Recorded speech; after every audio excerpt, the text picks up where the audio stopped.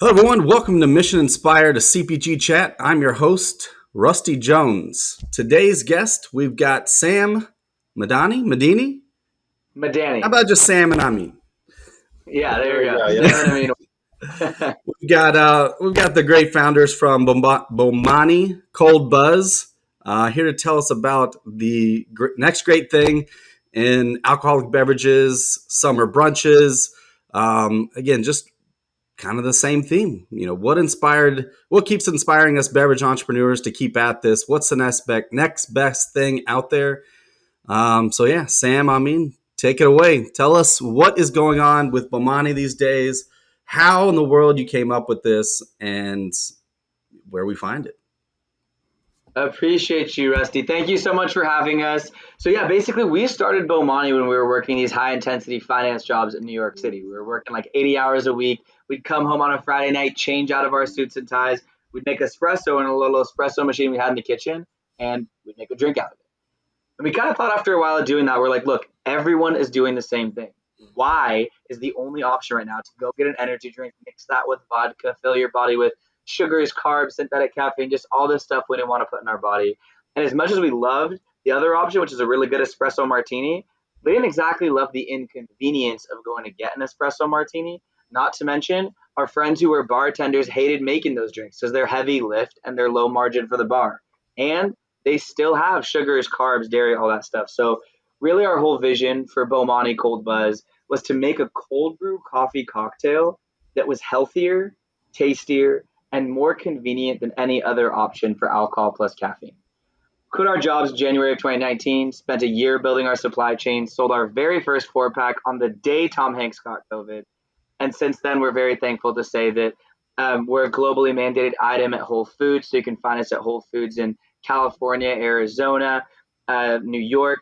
We are in a bunch of the Ralph stores here in Southern California, which is our headquarters.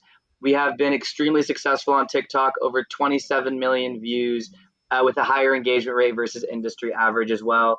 And then the bar and restaurant partners that we get to work with have been nothing short of incredible. So if you find yourselves in LA or Arizona specifically, make sure to check out our site. You can always find out where to get the line. It's awesome. Congratulations, guys. Well, welcome to the beverage industry.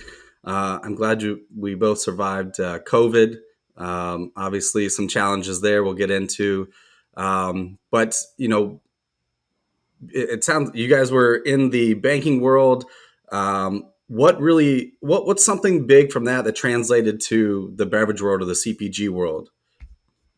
Yeah, well, I'm curious what you think too, because we both were in finance. We had different roles. I was in consumer products, M&A, like investment banking. Amin was working over at BlackRock. For me, I think a couple of things that were very translatable. One was definitely being financially literate, like understanding how to build models, understanding how to budget your business, understanding how to raise capital, where capital comes from. Like, we raised $3.5 million in our seed round. We're raising right now again, and Bomani's been a really attractive investment because of how we've been able to manage the company from a business perspective. I also think the work ethic is very translatable. Obviously, in the beverage industry, you need to be working those 80-hour weeks, similar to banking, and we have a lot more fun doing it here. So that comes to mind immediately for me. What do you think? Yeah, I mean, outside of what Sam said, because I agree with his points, especially the work ethic aspect of it. I think structure within a business is something that a lot of startups lack inherently, which is completely natural, right? It's going to feel like you're kind of running around like a headless chicken. You're doing a little bit of everything, but the more structure you can instill and discipline you can kind of implement into a business from a management and just from like a day-to-day execution perspective, I find that the best brands kind of abide by consistency, discipline, and a like 1% better every day attitude. And I think that's something I think that is inherently learned almost immediately when you enter the corporate world because that's how those businesses operate. It's the only way. When you have thousands of employees, you have to have a lot of rigidity, which at times was kind of the reason that we wanted to get out of it. But then you start to learn why those businesses have those, kind of guardrails in place so that you can just operate, with your skills at the highest level without having to think about, what do I do today? Yeah, that's a good point. So you had the biggest business structure. When you guys decided, all right, we're all in. what were the things that you dove into to learn this industry? Because it really is not like anything else, as you've probably learned since inception. It's the business part is there, the margins, all that stuff, and then it's how do you play the retail game? How do you? And I'm sure you had to learn the 3-tier system from an alcoholic standpoint. What were some of those things you dove into? Was it BevNet, or did you have somebody in the industry that kind of led the way for you?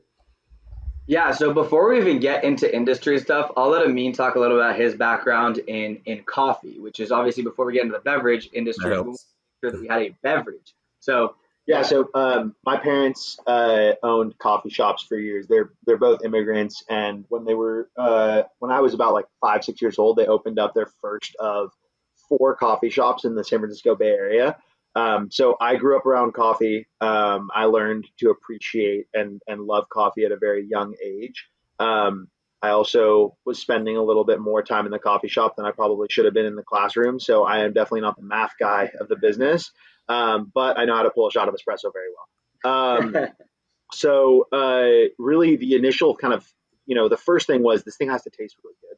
So I guess like step one was the question to ask is how do you commercially make a beverage, right? Like how do you create a beverage that's not just like home brewed in your kitchen, but instead it is commercially viable. You can have consistency across the entire country. Every time somebody opens a can of your product, it tastes the exact same way, and they have an amazing experience with the product. And with a cold brew coffee cocktail, nothing like that had ever really been done successfully before. There were a lot of challenges, crazy hurdles. Basically, all I can say is like I'm really happy to be on this side of that part of the journey, and not on the other. But yeah, that was really like the cold shower moment. Number one, like this is going to be incredibly hard. But as a team, we really took that, first call it year that we were doing this thing to make sure that happened in a way where we could scale it up or down however we need to do. and for context too, the assignment that Amin had that he was leading the production of wasn't just let's make a coffee cocktail. It was let's make a really good tasting cold brew coffee cocktail. Let's use cold brew because it's naturally sweeter and 67% less acidic than traditional coffee. And we have to make sure the nutrition label is down pat. 110 calories, zero sugar, zero carbs. Bomani's gluten free, dairy free, non GMO, vegan, kosher, keto friendly, all of that stuff. Ethically sourced. Our bean blends 100% ethically sourced Arabica bean from southern Mexico, Peru, and Nicaragua, grown at elevation 1,500 to 1,500 feet. So we're very intentional about the product. Then to answer the second part of your question is how do we get to retail? So we're very fortunate to have surrounded ourselves with really incredible advisors, really incredible investors. And one of the first things we did before we even had an advisory board was we each picked the 20 most successful people we knew, and we asked them the same list of 30 questions. We then reviewed that list of 30 questions and saw what patterns we could find just in general business advice. From there, exactly what you said. We went crazy on the research front. We reached out to people who were beverage industry veterans, bent their ear for a little bit of time, even paid for some consultants to help us understand the industry. And I think that was where we really got our first understanding of how the logistics work in the industry before bringing BOMANI to market. That's amazing. Yeah, I'll echo the same thing. That's really what we did at Hello Water was, we had a great group of advisors that had some success, but even with all the advice they got, as we know, this is a roller coaster of a ride, and we've definitely, failed and succeeded along the way. So what are some of those lessons that you all learned pretty quickly, even with all this advice and all this support we all have, or not all of us, but it sounds like you guys do, and we're very fortunate. What are some of those lessons right away that someone watching this can be like, oh, I don't have to do that? Okay.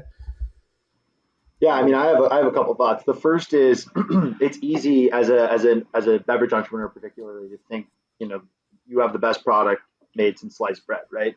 Wonder Bread does not hold a candle up to my product. We're going to be bigger than the next, than Coca-Cola. And I think one of the immediate things is if you try to be all things to all people, and if you try to boil the ocean, it's just not going to work. It's going to come right back and zap you because it's not, you're not doing what is best for the customer in that instance, right?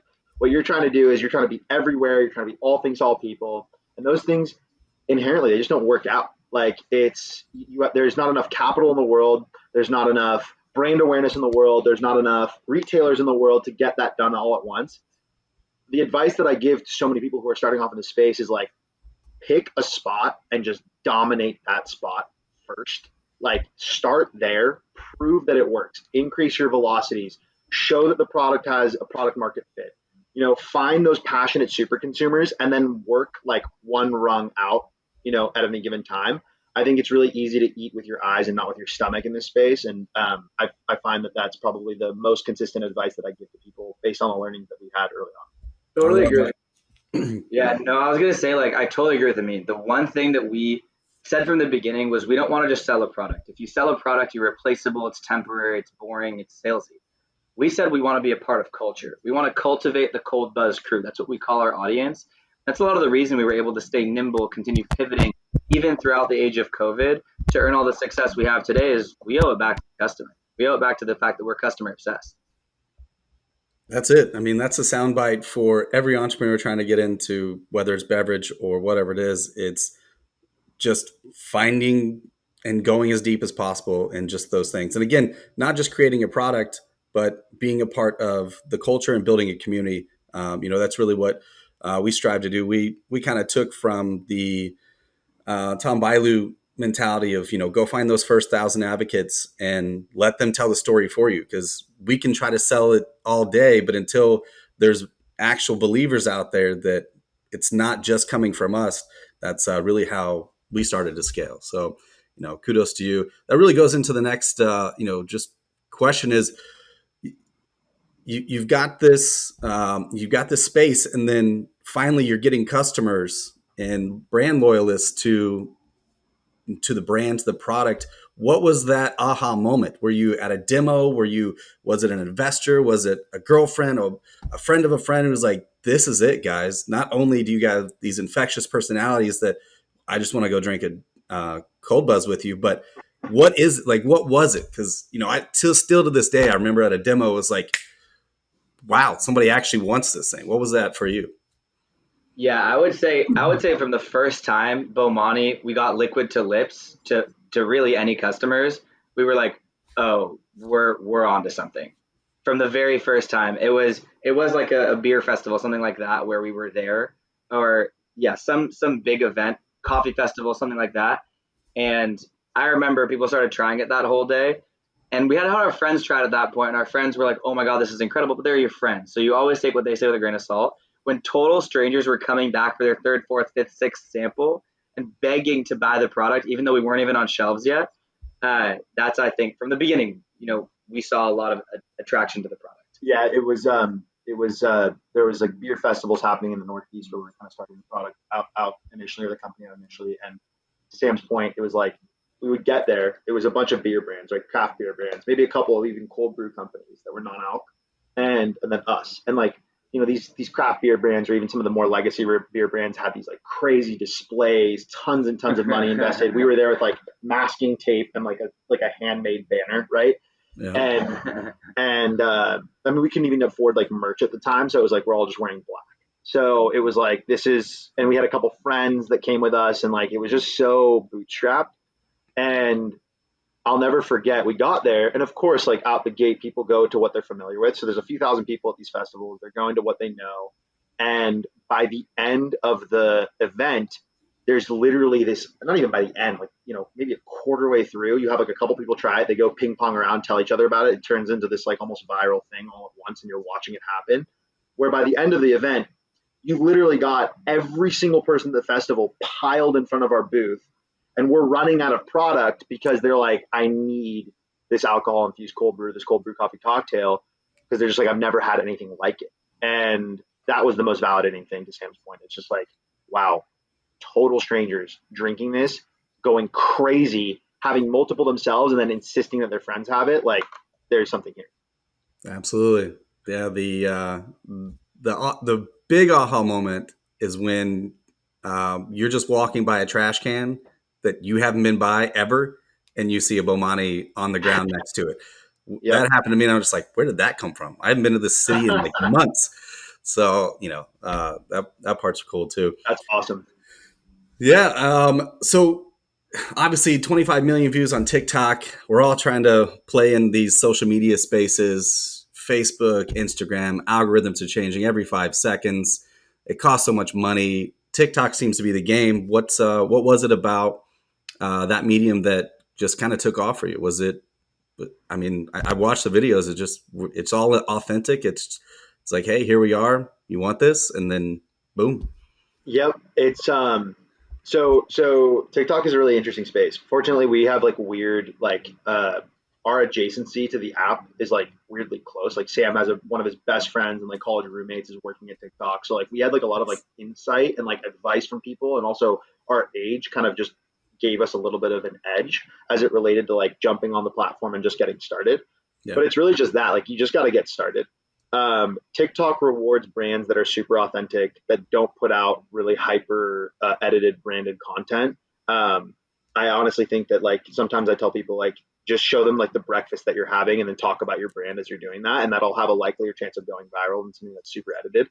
The strategy that we implemented as an alcohol brand, because obviously TikTok is very sensitive around like vices, was to work with a lot of influencers who had high credibility with their user base, so like really high engagement rates, which TikTok is kind of known for, and use them as like the reference point. And it was never a conversation with these influencers of like, hey, we're gonna work with you to do this, like you're gonna put out what we tell you to put out. It was like, send the product out to a bunch of people.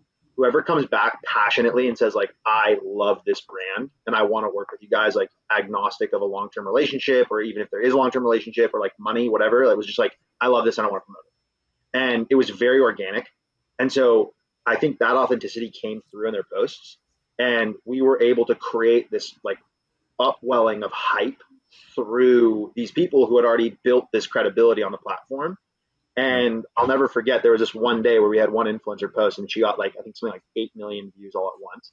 And our online sales, but also our like store locator lookups just went crazy. And I think it was at that moment that we realized, okay, wait, this is a very viable platform for us to start communicating with our customer base on, and use as one of our kind of three major pillars to like attack or, approach our consumers so that they see it all the time. That's awesome. Is there a dream collab you'd like to see on TikTok or social media, or just hanging out at the office with you guys? I mean, Sam met Young Gravy at one of his demos. So get this: Sam was demoing at Studio City. I'll let him tell the whole story, but he's demoing at Studio City and he met Young Gravy. And I mean, yeah, I'll let you go to it. But he's a super nice guy. I've had a couple of those moments where you're at a store, you're somewhere you totally don't expect to meet someone. Start talking to this guy, super nice, goes, my name is Matt, I love this stuff, picks up a couple 4-packs, and then he was like, yeah, I make music. I was like, you kind of look like Young Gravy. Goes, oh yeah, I go by Young Gravy. That's just like one example. Jessica Alba also posted on Amin's birthday. Yeah. Coincidence? I don't know. Okay. Best gift ever. Well done. Yeah, right. But yeah, I think Young Gravy would be a fun time. I mean, the guy's killing it on the platform right now, and like he speaks directly to our demo. So yeah, and those are all organic, right? They just happen to come about. Yeah, we've had a couple of housewives and some Full House members, and obviously it's more family friendly brand, but it's like, oh, okay. I don't know where you guys got this, but we'll take it. So those are fun. Totally. No, this has been great, man. Guys, I'm super proud of what you guys are doing. Thanks again for jumping in here. Obviously, the podcast called Mission Inspired. Is there anything that you can give back to some of those entrepreneurs that are starting out? Obviously, this is not the easiest game, but it is a fulfilling game, in my opinion. So, any advice? Hey, don't do this. I think it'd be great snippets for anybody watching. Yeah, I'll say that one thing that I know both Amin and I and our entire team are inspired by, the fact that our parents came to this country and literally, in my mom's case, put herself through college working in a gas station when she was 17. She ended up selling her company for close to $1 billion in 2019, and she has just been a phenomenal. She sits on our board. She's our chairperson. Having experiences like that, seeing those types of examples, like number one thing I can say is it is possible. It is possible. Just know that you can do it. The other thing that's actually something we've talked about a lot recently is there is so much work, so many right moves you have to make in order to make sure that that customer remembers your brand, cares about your brand. You evoke some kind of emotion when they think about your brand. And there's a really good, actually, Nipsey Hussle quote in one of his songs called Dedication, where he says, dedication is hard work plus patience. So that's been very inspiring to us Patience. recently. Yeah. The patience part. Yeah, I mean that's a big word. Patience is a big one, but I think I think the best piece of advice I could give is like come prepared. Like do Sam made the point about like doing the extra work, but like the best entrepreneurs that I know are the ones who really commit themselves to learning as much as they possibly can about like everything as it relates to running a business. And I'm not saying like take 5 years to sit there and like maturate and chew on it. Like I often think that the best also entrepreneurs are the ones who just like go and like take that risk and take that leap and bet on themselves. But at the same time, like doing the extra work to learn the ins and outs of like how to properly manage and run a business and operate your business is stuff that you will be very grateful for when it comes to year 2, 3, 4 of your company, and not those initial phases. Because I think all too often somebody comes up with a great idea, doesn't want to take the extra time to do that work to figure out, you know, the core infrastructure of like how to manage a business, and then regrets it down the road. So I would say that that's definitely an important piece of this thing. I certainly, I mean, the name of the company is BOMANI. It means to have purpose for a reason, right? Like we felt like we found a sense of purpose when we were starting this thing because for once we were, you know, wide awake at 2 a.m. working on a company that was just an idea at the time. So, Well, I'm glad you guys found your purpose because I'm excited for it. Excited to see you guys grow. To that point, so you guys got real jobs. I'll let you get back to it. Uh, like I said, I can't thank you enough for jumping on here. We'll share the word. And how can anybody get a hold of you guys if they have any questions or to learn more about BOMANI and where to find you guys? Yeah, absolutely. So Instagram and TikTok are both at Drink Bomani. That's drink and then BOMANI. Our website is drinkbomani.com. I'm Sam Madani. My last name is Madani. This is Amin Anjedani. That's AminAnjedani. You can find both of us on LinkedIn. And as always, stay electric. Love it. All right, guys, appreciate it. Hey, this has been a Mission Inspired podcast, a CPG chat with the founders of BOMANI Cold Buzz. Stay electric. Talk to you guys later. Thanks, guys. Cheers.